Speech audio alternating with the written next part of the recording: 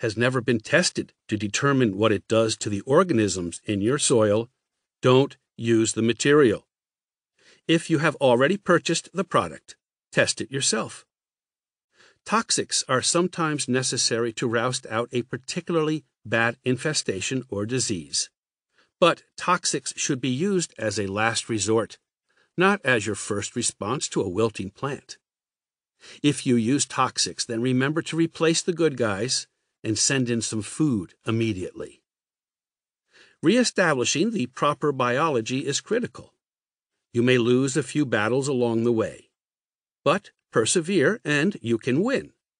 Think strategically. How can you help deliver troops, foods, medicines, and bandages to the front lines of the battle between beneficials and the diseases and pests in the most effective way? The directions, at least to the best of our knowledge, are in this book. Most people have a great deal to learn when it comes to soil. You need the information that Jeff and Wayne have put together. They also make their lessons about soil health enjoyable. They present what could be deadly dull and boring in a way that is exciting and understandable. Instead of your having to work for years and years staring through microscopes, as my colleagues and I have done in our efforts to understand soil biology, this book gives you an overview of what has been learned. The work of many scientists is brought together in this book in a way that allows the complex story of life in the soil to be easily understood. I hope you will join with us and help to learn how to return health to soil and therefore to the food you eat. The instructions are here. Dr. Elaine Ingham, Ph.D., President, Worldwide Soil Food Web, Inc., www.soilfoodweb.com. Preface. We were typical suburban gardeners. Each year, at the beginning of the growing season, we carpet-bombed our lawns with a megadose of water-soluble, high-nitrogen fertilizer and watered like crazy. Then we strafed their weeds with a popular broadleaf herbicide.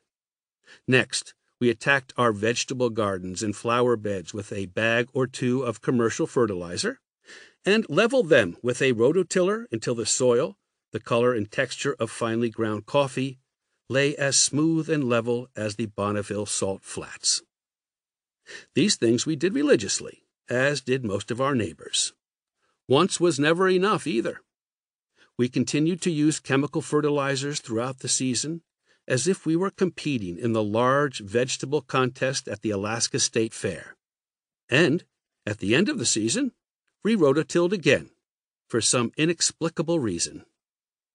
When necessary, and it often was, we would suit up into protective clothing, complete with rubber gloves and a face mask, and paint our birches to protect them from invading aphids by using some god-awful smelling stuff that listed ingredients no normal person could pronounce, assuming he or she took the time to read the incredibly small print on the chemical's label.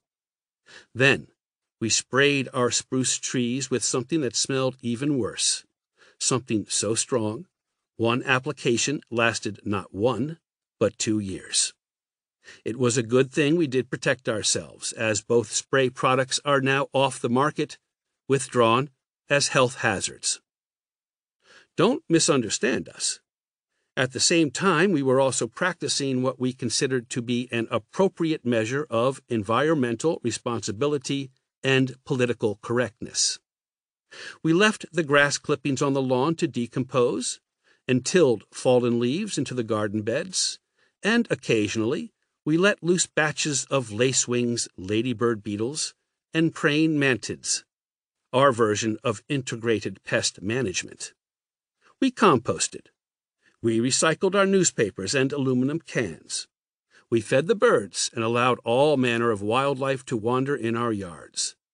In our minds, we were pretty organic and environmentally conscious, if not downright responsible.